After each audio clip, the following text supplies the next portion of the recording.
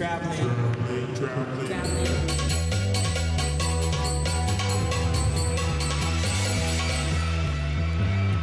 just need a peace and don't touch us.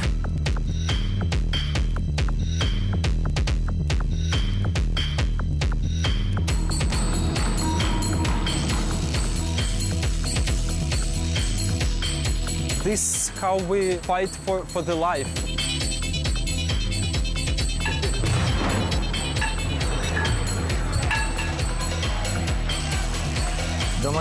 Before Maidan, I wanted to get out of here. Not anymore. Just a couple of months later, actually, the real war started in Donetsk. We are the opposite side of this process of the war.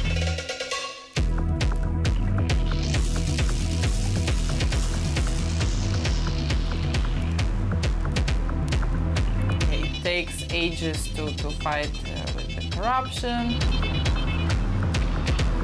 It doesn't have to look expensive.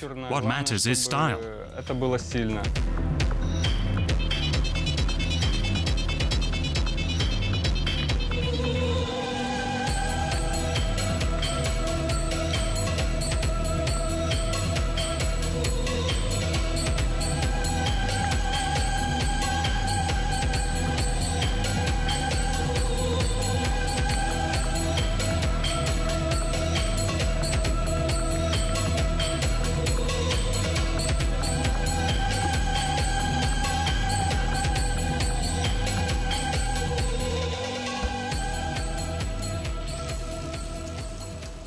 Nazary Sovsun from Kyiv is an organizer of one of the most revolutionary techno parties in Europe. What is new is that schema appeared after the revolution.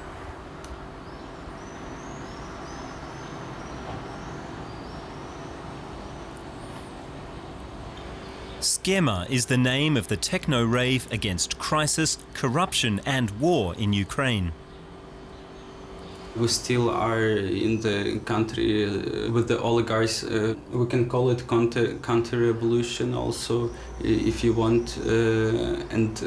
This is bad, but this is something that I was expecting. I was saying just after the Maidan that it's not going to be better. I was sure it's going to be worse. In winter 2013, hundreds of thousands occupied Kyiv's independent square, known as Maidan, in protest against their pro-Russian president and corrupt government until both were ousted. Demonstrators demanded closer integration with Europe. Their uprising became known as the Maidan Revolution. This was the revolution. It changed the society, it changed people. Everything changed from this moment, not only in Ukraine, but it also goes much further on the map of Europe and so on.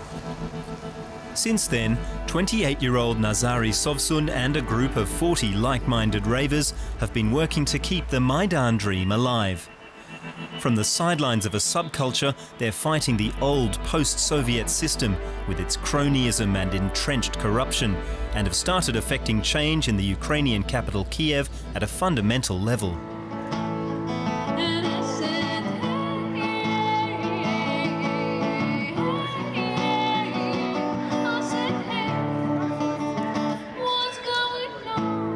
Signs of war in downtown Kyiv. Soldiers stroll alongside normal citizens on Kreshatyk Street, a main thoroughfare in the city centre. The troops are on their way to, or from, the front lines of the conflict against Russian-backed separatists in eastern Ukraine. The war erupted in summer 2014.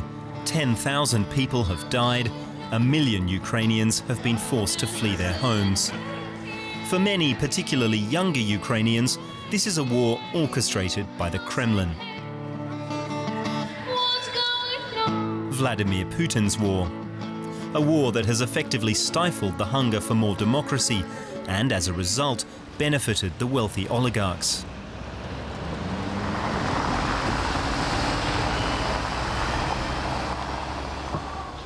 Nazary Sovsun is making his way to a meeting with friends from the techno scene to prepare their next rave in Kyiv.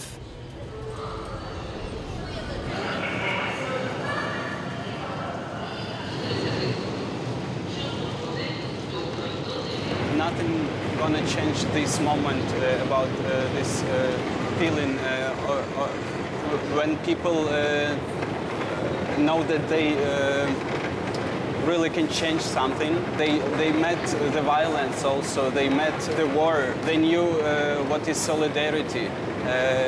They yet do not know how to speak about it, actually. This is the problem here in Ukraine. The problem of the discourse is low and people are not educated. The media works awful, but yet, you know, the effect of the revolution is still working. The blue subway line number 2 operates more than 100 meters below Independence Square. From here, it's just a 2-stop ride to Podil, one of Kyiv's oldest neighborhoods. This is Kontraktova Plosha station, a place where festering tensions can erupt into violence. At this station, right now I avoid Kontraktova Plosha because just recently there were attacks on the ravers. There were at least 2 attacks. One guy was beaten really seriously. Podil is a student neighborhood, but it's also a place where Ukrainian nationalists and right-wing extremists openly face off against left-leaning Ukrainian patriots who see themselves as progressive and pro-European. Right-wing supporters accuse ravers of dancing while their compatriots in eastern Ukraine are dying.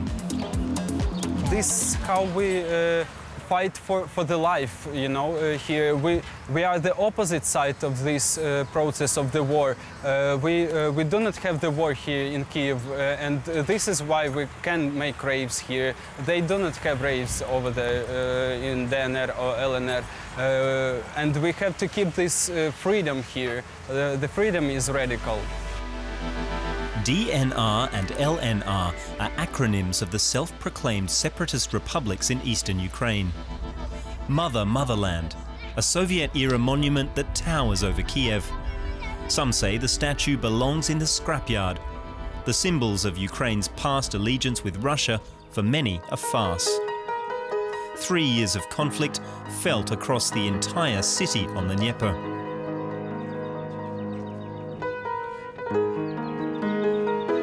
St. Michael's golden-domed monastery, a bastion of the Ukrainian Orthodox Church under the jurisdiction of the Kyiv Patriarchate. During the Maidan uprising, it served as a sanctuary for activists and a makeshift hospital for wounded protesters.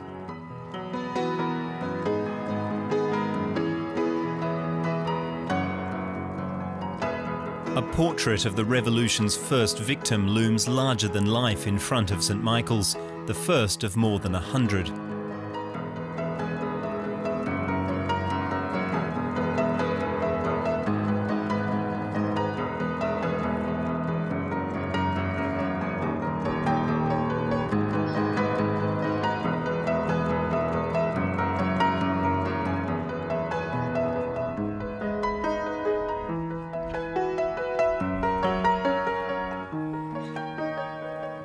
But there is also a Russian Kyiv.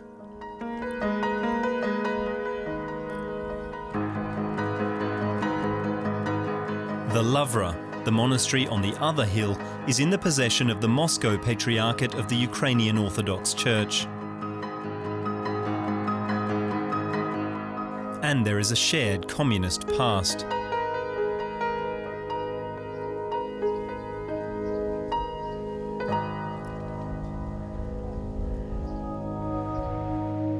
Seven decades of Soviet rule.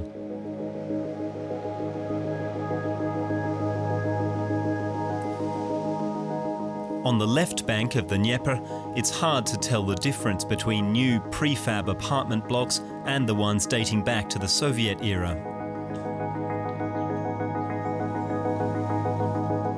This is where Katerina Filiuk is spending the summer.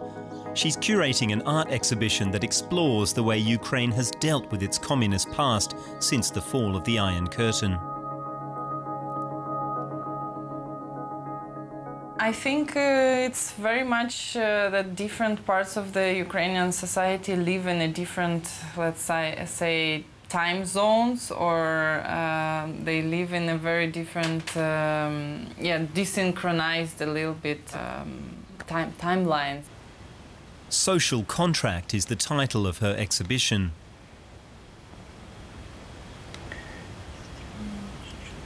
Some monuments of Lenin survived after the collapse of communism. But in the aftermath of the Maidan revolt, there have been renewed efforts to purge him from public spaces. It's called decommunization in Ukraine, a process long completed in most former Soviet satellites. It's just an empty thing. Delayed iconoclastic gestures. It's very natural, I guess, when you finally have this opportunity to erase everything that disturbs you. But then, on the other hand, it's pretty weird, because it seems like you're rewriting your past, and you just threw away parts that you don't like. But it doesn't work this way. In Ukraine today, much of the Soviet legacy remains intact, a massive bureaucracy that has withstood the force of change and is the foundation of the Ukrainian malaise, corruption, particularly in the capital, Kyiv. Every single thing is possible. Like, basically, the law is there only to overcome it somehow, or to go around it. So I think corruption is, and this is how people think. What is this doing to people? I think it rottens their souls, probably, because you know that, okay, there is a rule, but it doesn't mean anything.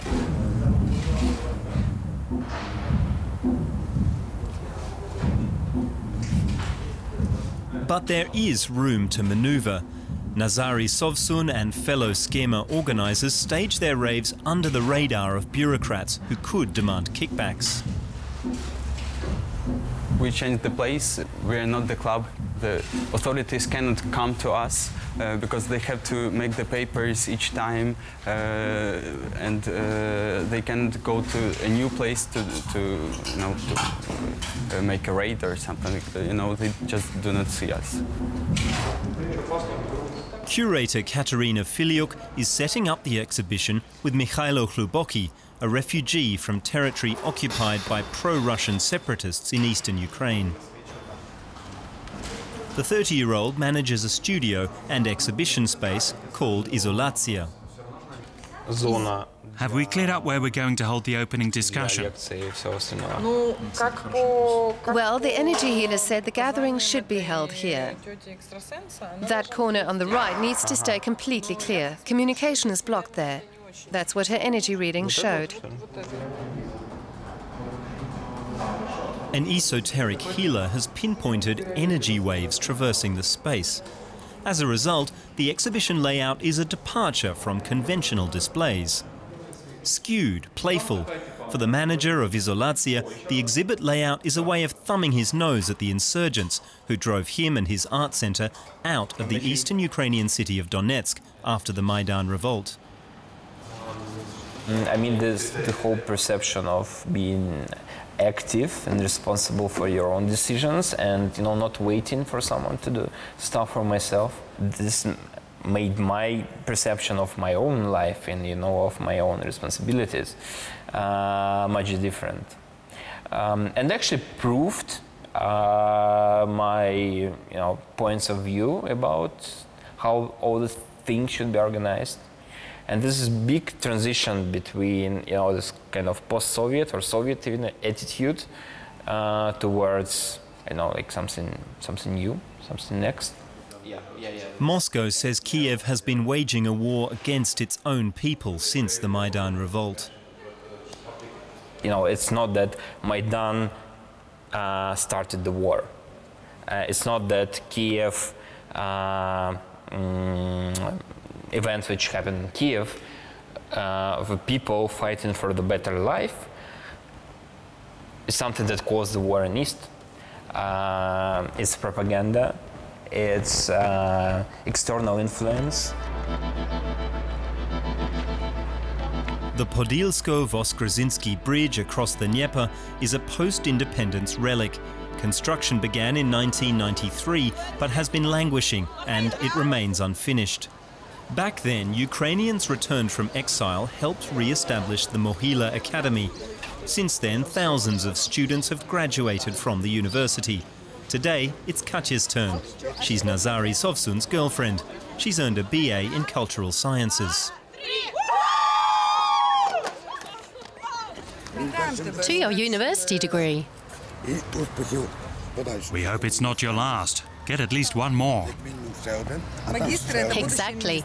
Master's graduates are future cabinet ministers. We need smart, honest ministers. A subtle stab at the continuing dominance of Ukraine's Soviet-era political elite.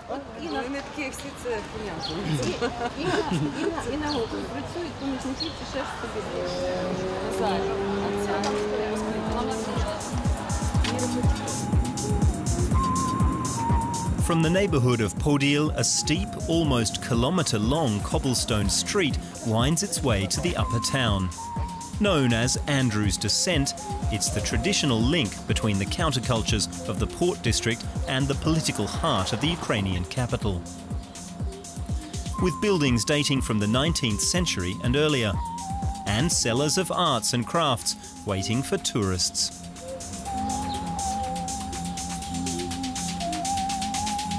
The ensemble of old buildings was under threat of demolition until shortly before the Maidan revolution.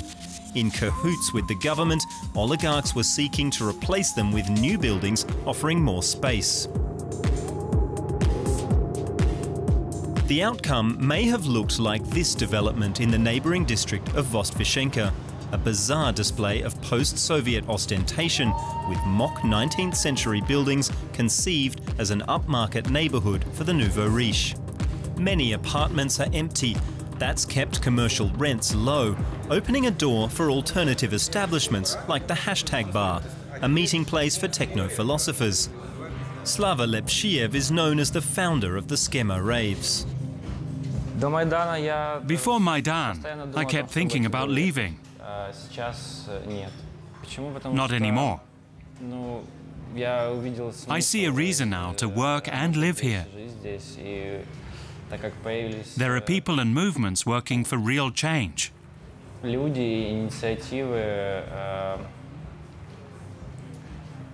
I really feel that.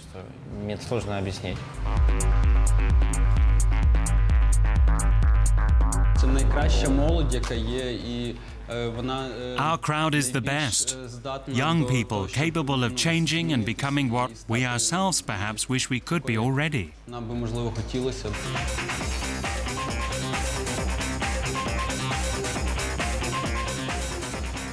But they have another goal too, to bring Europe to Kyiv. Every party attracts more visitors from London, Paris and Berlin. Schema, it appears, has beaten the country to the dinner table of the European family. When people here in Kyiv go to Schema, it doesn't just give them the chance to experience a sense of normalcy and realize that the war in eastern Ukraine won't last forever. It also proves that our country will never be the same as it was before Maidan. Every Schema party is a fresh gulp of freedom. Kyiv's Generation Europe. Fashion label Syndicate channels its new rebellious spirit and is a current favourite of London lifestyle magazines. The skater and streetwear collections are the work of Taras Sevchuk and head designer Anton Bichenko.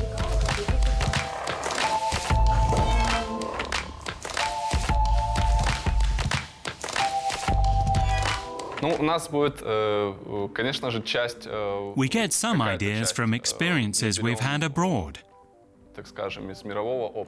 But Eastern Europe also serves as inspiration. And parts of our childhood, the 1980s and 90s. I remember them well.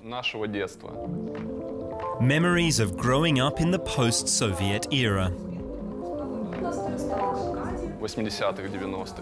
It was a difficult time. There was rampant crime. There were these guys in tracksuits and shaved heads extorting money. It was scary.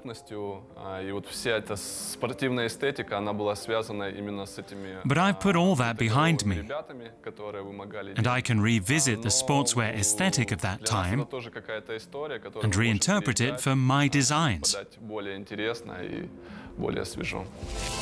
It's post-Maidan fashion for the skater park.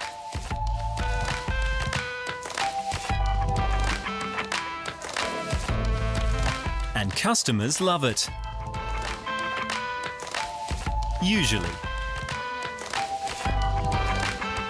30% is exported. Young fashion with a stitch of Ukrainian patriotism. Selling well despite the dire economic crisis. Syndicate wants to prove it can produce high-quality clothes in Ukraine, from design to delivery, even under difficult conditions.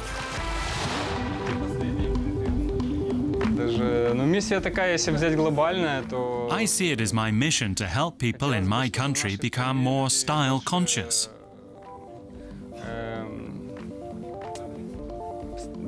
Dress better than in the past.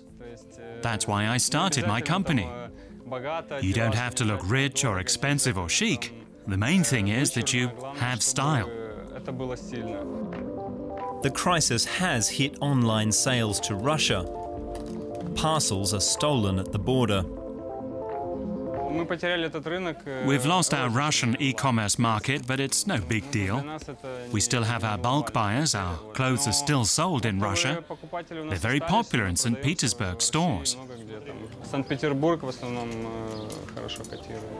Customers who order online in Kyiv get door-to-door delivery on a single-speed bike.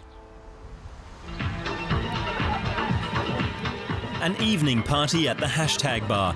Hipsters with tattoos and smartphones. Here, Kyiv looks like any other European city these days.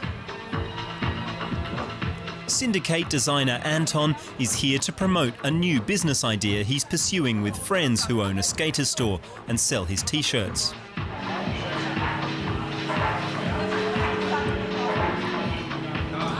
They're presenting a new beer under the store's label. This is what's cool in Kyiv now. There's also a new video for online marketing, targeting the international skate scene.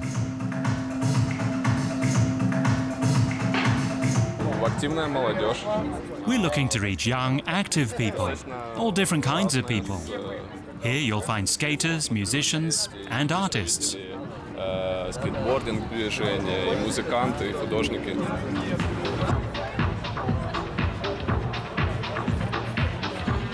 Some are more politically minded than others. Well, I want to make something for regular people. I don't want to make something for rich or something like this. I would like to be maximum inclusive. Schema is want to be inclusive, not exclusive.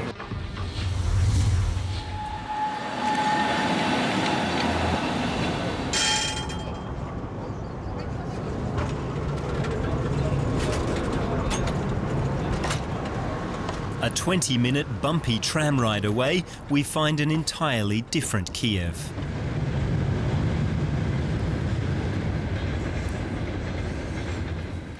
Curator Katerina Filiuk is hunting at a flea market in the Kurenivka neighborhood, together with one of her artists. Well, I feel like I'm in my childhood, because a lot of objects remind me about. They're looking for everyday objects to complete a work by the Austrian-Israeli artist Guy Koenigstein. Katerina met him while studying in the Netherlands. How much do you want for this? Вантус? А чё так дорого? What? He tells me 50. I told him that's too expensive.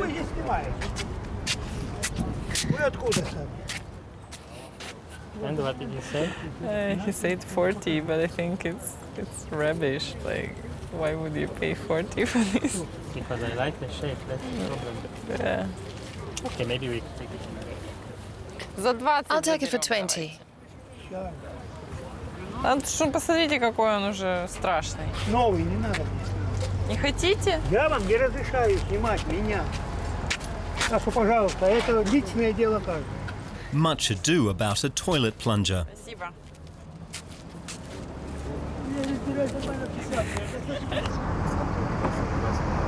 This last guy, he was a bit aggressive, which I think is also normal because I guess they're afraid of things they don't know. The Ukraine crisis has hit these locals hard. In just 3 years, the local currency, the hryvnia, has lost more than 2/3 of its value.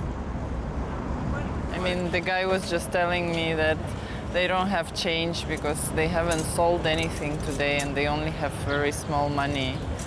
So I imagine they're selling stuff here not because it's an entertainment for them or something, it's just a means of survival to sell whatever they have to make their living. So no, I don't think that Maidan or anything else, any events in this country really affect their life.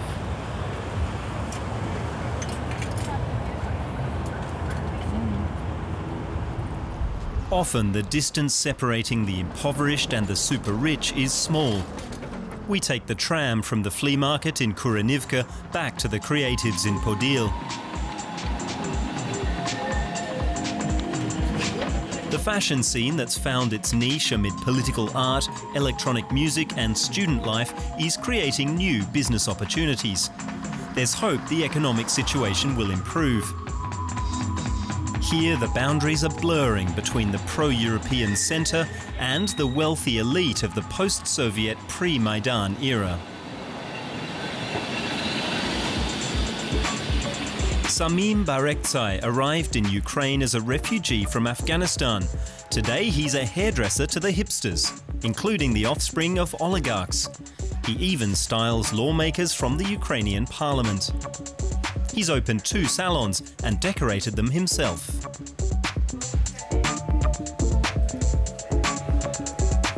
The look is creative.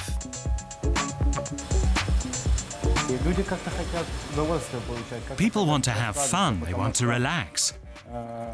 After Maidan, after everything that happened, many people live in fear. They live in the here and now and can't believe in a tomorrow. That's why they enjoy today. Fear is part of their everyday lives. But at the same time, they try to enjoy life and have fun. Samim has his own theory on men's current penchant for long beards.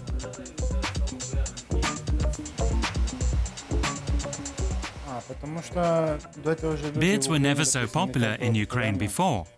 But then when the war started after Maidan, people started growing beards. They didn't have time to shave. Then they got to like it, and it became trendy to grow a beard. War and beards? It's one way of explaining the hipster look in Ukraine these days.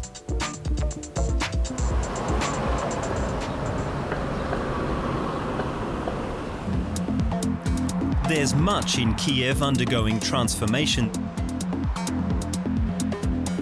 This weekend, the road to a little more freedom leads event organiser Nazari Sovsun to Kyiv's skater park. They've been setting up here for 2 days, preparing for the longest night of the summer. Before the party, all the time we worry if the people would come, if the lights will turn on, if everything is okay. An architect designs the dance floor. It looks different each time. A creative refuge, far from the suffocating problems of daily life, from crisis, corruption and war. It's the opposite side of society. If there is a space where everything is forbidden and so on, here we are fighting for freedom. Anton is a 16-year-old skater from the countryside. He's visiting his friend Danya in Kyiv. For both, skating is more than just a pastime.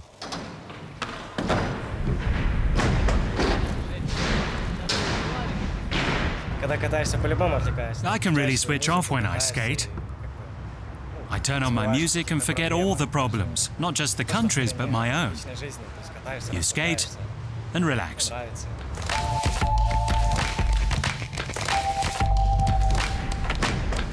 Many Ukrainian families are deeply divided. Pro-European here, loyalty to Moscow there. Some define themselves as Ukrainians, others as Russians in a bilingual country. I try to stay neutral. I just try not to get involved. My stepfather fought in the war. He's since come back. I don't think this war makes any sense. Many politicians aren't doing anything, and people are dying every day in the war.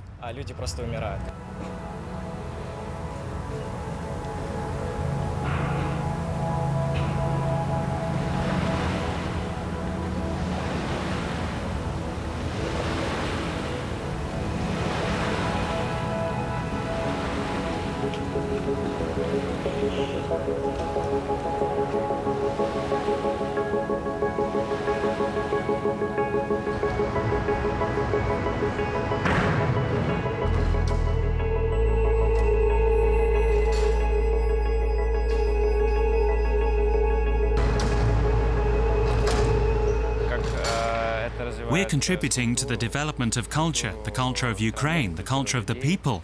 And the more cultured people there are, the less there will be war and fighting.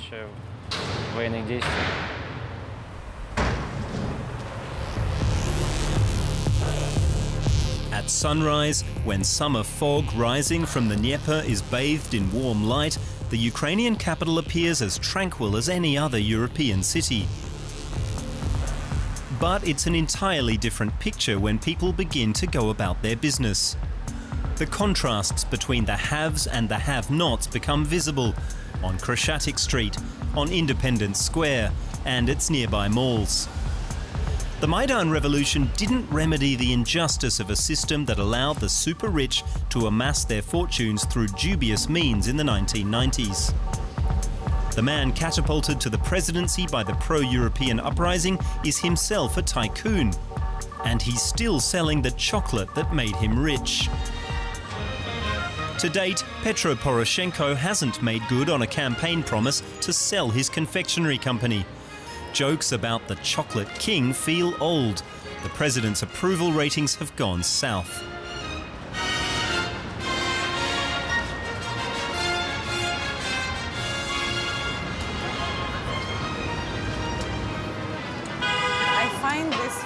That the president of the country still owns the huge factory, and as far as I can judge, the shops multiply. Something that we shouldn't tolerate at all. Kyiv, capital of a country of extremes. Right-wing extremists from neighbouring Belarus collect donations on Kreshatik Street for their war in eastern Ukraine against the Russian-backed insurgents.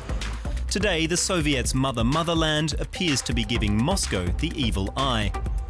At her feet, a display of Russian weapons and military equipment seized from separatists on the front lines. Militarization of daily life, the search for a new identity.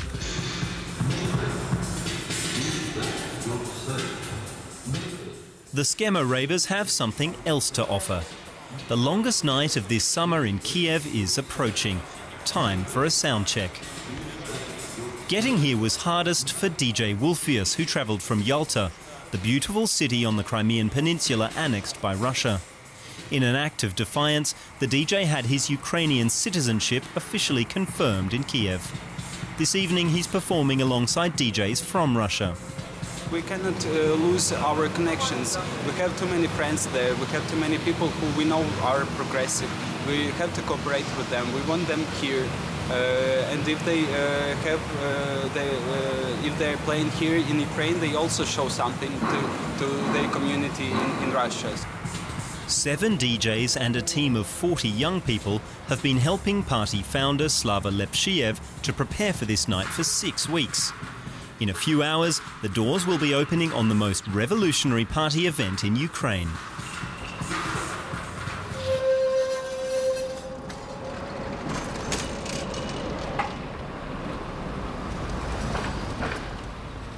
Nearby, they're preparing for an exhibition opening. What's this controversial monument they want to remove now at Shurs? Yes, Shurs is this one. This one, yeah. So this is the monument which, as far as I heard, caused a lot of problems here because it's very big and it's in a street where you need to stop the cars and everything for a while to remove the monument. Red Army commander Nikolai Alexandrovich Shors was a hero of the Soviet Union. Today, Ukrainian right-wing radicals want to knock him off his pedestal. The police are on standby. One artist suggests removing the Soviet heroes but leaving their horses. Well, I kind of agree with him that horses are innocent. And some monuments are quite beautiful, so maybe, yeah. This is definitely one of the solutions that could be realized or implemented. Like, why not? Overcoming the past and finding a new direction in Ukraine are a stress test. But the debate is not always as humorous as it is at Izolatia.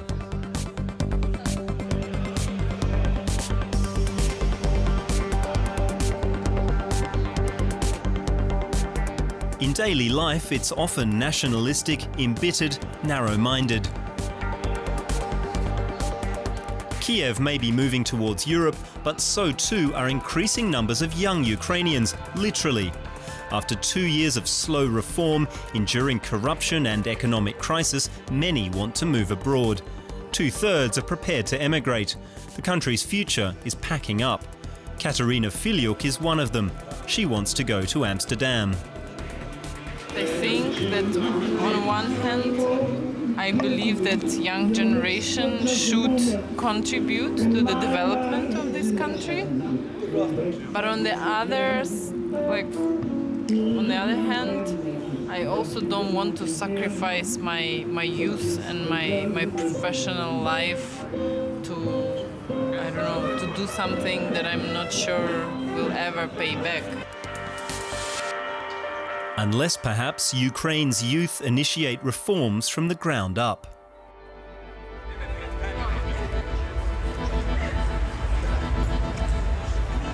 Schema translates as scheme. The name is a statement of intent for this young Kyiv crowd.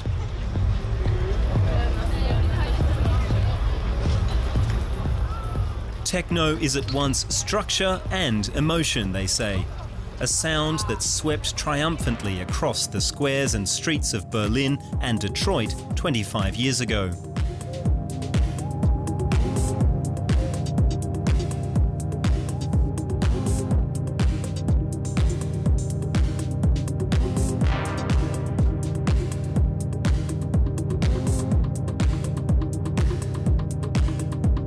I'm 27, I'm from Crimea, I have a lot of problems, but these problems is starting to be nothing when you're starting to think that people die in there.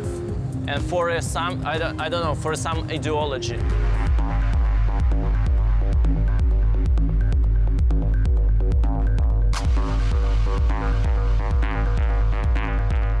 DJ Wolfius from Russian-annexed Crimea and Inga Mauer, a Russian from Moscow, together at the turntables.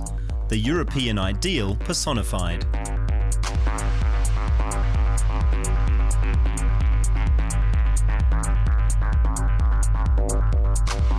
Every kind of art is starting to be a bit of have this political feelings.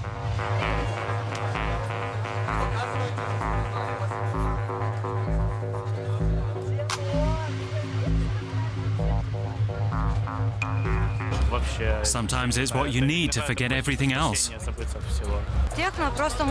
Techno is music that's fun for chilling, dancing, and spending time with friends.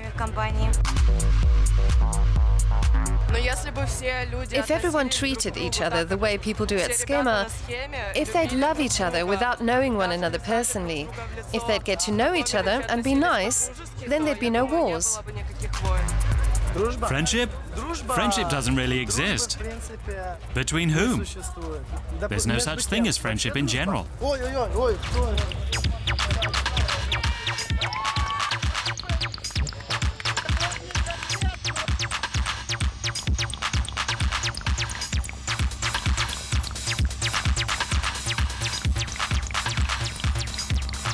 We don't need money, we don't need some star sourcing. We just need a peace and don't touch us. Okay. For 3 years now, 1,500 ravers have been coming together every few weeks to live the dream of the Maidan revolution.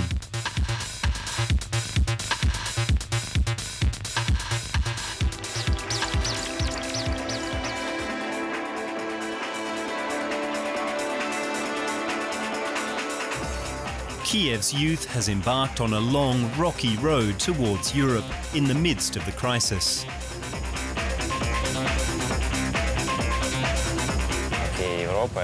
Europe means European values. That's what's important to me. The culture of Europe.